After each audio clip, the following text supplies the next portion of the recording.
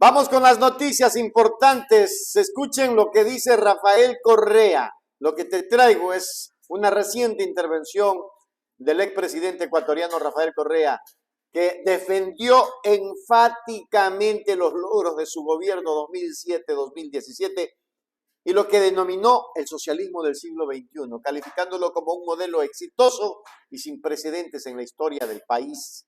Correa argumentó que durante la bonanza petrolera de 2002 a 2014, América del Sur y en particular Ecuador experimentó una época dorada con una notable disminución de la pobreza y la desigualdad, un crecimiento económico sostenido y una mayor presencia en el escenario mundial. Pero vamos a mirarlo. ¿De cuándo el socialismo del siglo XXI ha sido un fracaso? Pero si la mejor época de América Latina fue el año, sin lugar a dudas, América del Sur, sobre todo 2002-2014. No hay época que haya superado esos 12 años. Disminuimos pobreza, crecimos, disminuimos desigualdad, tuvimos presencia mundial. El mundo desarrollado en crisis, la crisis del 2008-2009, Europa decrecía, Estados Unidos con graves problemas, miraban con admiración a América Latina. Y de esos gobiernos tan exitosos, estaba Bolivia, que se identificaba como socialismo del siglo XXI, Venezuela, Ecuador, etc. ¿Desde cuándo? Desde que bloquearon a Venezuela. Por el amor de Dios, entonces si era tan fracasoso el socialismo del siglo XXI, ¿para qué la bloquean? Pueden que quiebre solita. Si es sentido común. Entonces ahora le dan la vuelta a todo. Nuestro modelo ha sido el más exitoso, tal vez, en la historia ecuatoriana. Es el ejemplo regional. Oye, es que algunas veces no nos tenemos, como te decía, caridad con nosotros mismos, ¿no? Los éxitos que logramos, por ejemplo, acabo de mandar un tweet, un post, ¿ya? Demostrando cómo cuando tuvimos un terremoto de casi 8 en la escala Richter, que hizo perder 3% del PIB, se nos desplomaron los precios del petróleo a $20. Nos apreciaron el dólar. Colombia me depreció el peso más del 70%. Ya, el Cotopaxi de emergencia, todo, 2015-2016. No pude evitar de crecer el 2016, el único año que crecimos en 10 años. Pero en lugar de crecer 4.5 como había planificado el fondo, crecimos 1.2. Y ya, el primer trimestre del 2017, de hecho el último del 2016, ya estamos creciendo y es una economía en crecimiento. Pero ahí se demuestra que no aumentó pobreza ni desigualdad. ¿Saben lo que es superar una crisis así? Sin aumentar pobreza y desigualdad. Eso nunca se ha visto. Revisen. Los estudiantes de economía que nos están escuchando, les pido, demuéstrenme que estoy equivocado. Revisen si algún país de América Latina ha superado una crisis así sin aumentar pobreza y desigualdad. Estas son cosas inéditas. Por ejemplo, rompimos la teoría del Estado rentista. ¿Cuál es la teoría del Estado rentista?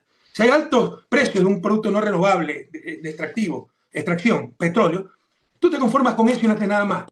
Nosotros aumentamos proporcionalmente mucho más los impuestos por eficiencia recaudatoria, luchar contra la corrupción, que los ingresos petroleros. Destrozamos la teoría del Estado rentista. Que los gobiernos de izquierda solo maquillan las cosas porque no corrigen la fuente de la desigualdad de América Latina, que es la distribución primaria del ingreso. Les explico qué es eso. Esto me lo decía mi buen amigo Juan Carlos Monedero. Pero ningún país de América Latina reformó la fuente, la distribución primaria del ingreso. Te equivocas, nosotros sí lo hicimos y se lo demostré. ¿Qué es eso? ¿Cuánto va el capital y cuánto va el trabajo? Entonces, pese a que el capital ganó muchísimo, ¿ya? Con mejoras en los salarios, derechos laborales, ¿ya? Por primera vez en la historia, la masa salarial era mayor que la renta del capital. Entonces, hicimos cosas inéditas. Socialismo del siglo XXI de Ecuador fue un éxito total. Yo nunca me he avergonzado del socialismo del siglo XXI. Además, creo que el mayor disparate para la región más desigual del planeta es tratar de insistir en modelos basados en el individualismo, la competencia, sabes quién pueda. Primero, al menos demos igualdad de oportunidades. Y eso se llama socialismo, compañero. El ser humano sobre el capital, la importancia de la acción colectiva, de los valores de uso sobre el valor de cambio. El mercado como siervo, no como patrón. El patrón es la sociedad en función del bien común. La sociedad, el mercado en función de las necesidades sociales, no la sociedad en función de las necesidades mercantiles. Ese es el socialismo del siglo XXI. ¿De qué tenemos que arrepentirnos? Y por último, la planificación. Sí, ¿cómo todo está destrozado? Porque destrozaron todo. Subrayó que a pesar de enfrentar severas crisis como el terremoto de 2016, la caída de los precios del petróleo y la apreciación del dólar, su administración logró proteger a la población, evitando un aumento de la pobreza y la desigualdad. Un hito que, según él, no tiene parangón en la región. Correa también criticó duramente la narrativa que califica a su modelo como un fracaso, cuestionando la lógica detrás de las sanciones y bloqueos a países como Venezuela, si su sistema era inherente o como fallido, como lo quieran llamar. Para el exmandatario, estas acciones demuestran el temor a un modelo que prioriza al ser humano sobre el capital y la acción colectiva por encima del individualismo. Expuso cómo su gobierno rompió con la teoría del Estado rentista, logrando que los ingresos por impuestos, gracias a una mayor eficiencia recaudatoria, superarán proporcionalmente a los ingresos petroleros. Además, afirmó haber modificado la distribución primaria del ingreso, logrando que por primera vez en la historia ecuatoriana la masa salarial de los trabajadores fuera mayor que la renta del capital. Un cambio estructural que considera fundamental. El expresidente arremetió contra las administraciones que le sucedieron, atribuyéndoles el desmantelamiento del Estado y la planificación que, según él, condujo a la crisis actual. Señaló que la eliminación de ministerios clave como el de la Coordinación de Seguridad, el de Justicia y el del Interior durante el gobierno de Lenín Moreno es la causa directa de la grave crisis que vive el país en materia de seguridad. Correa defendió la importancia de la Secretaría Nacional de Planificación, que permitía un control detallado y seguimiento de cada proyecto de desarrollo. La anulación de esta estructura, argumenta, ha llevado a la quiebra de empresas públicas rentables como CNT y una drástica caída en producción de Petroecuador, obligando al país a importar combustibles desde Perú. Ahora dicen que la inseguridad es porque pacificamos las pandillas urbanas de Guayaquil en el 2009. O sea, es que es ridículo, ¿ya? Y se olvidan de decir que Moreno eliminó el Ministerio de Coordinación de Seguridad, eliminó el Ministerio de Justicia encargado de las cárceles, eliminó el Ministerio de Interior encargado de la seguridad ciudadana. Y estas son las consecuencias, pues.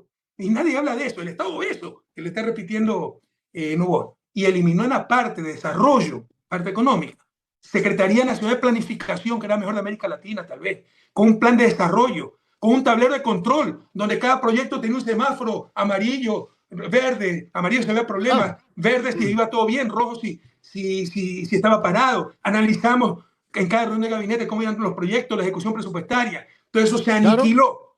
Entonces ahí vemos las consecuencias, ¿no?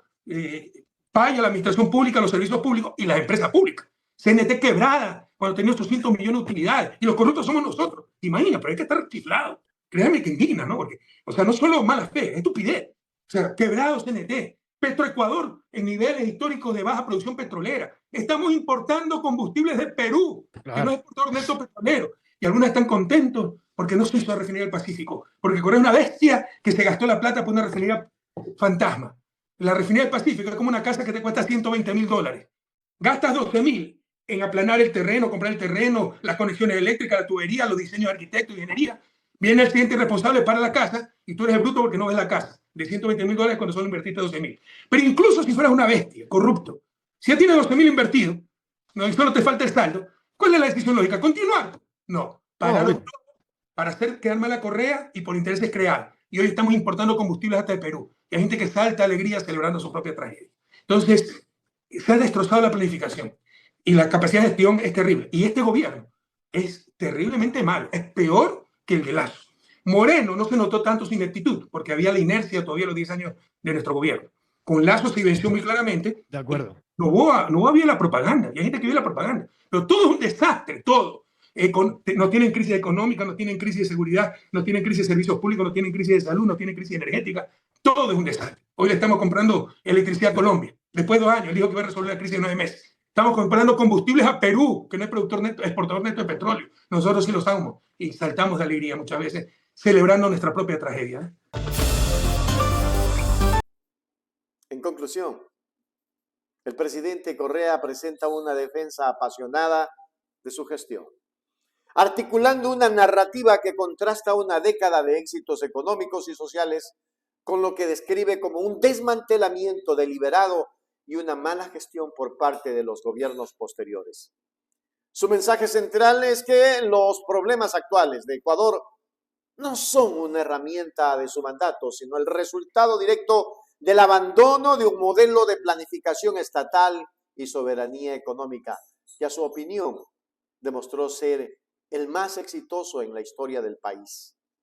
La intervención es un llamado a la reflexión y a no olvidar lo que él considera logros históricos irrefutables. Cierto, ¿no? Ya han pasado ya 10 años que dejó el mandato. Y siguen diciéndole que la culpa es de Correa. No hay peor miserableza humana que echarle la culpa de lo que no puedes hacer o de lo que no tienes la capacidad de hacer. Me pregunto, ¿han superado las obras de Correa? La una. La dos. Me pregunto, ¿nos han dado mayor seguridad que en la época de Correa? Tercero, me pregunto, ¿será que hay más hospitales en el Ecuador de los que hizo Correa? Me pregunto, ¿será que hay mayor medicina gratuita de la que hizo Correa? Y nos han endeudado hasta el hortifilingo. Y sin embargo, aquí los florindos dicen, no, nunca más Collea. Y prefieren andar mendigando y revolcándose en un lodo, en su propio fango, festejando que haya ganado un indolente mediocre. Hágase miembro plata, miembro oro, suscríbase a Hechos Ecuador Noticias. Suscríbete ahora a Hechos Ecuador, para la gente que quiere información de verdad. Noticias al momento, todo lo que quieres, directo a tus ojos y sin rodeos. Hechos Ecuador, suscríbete ya.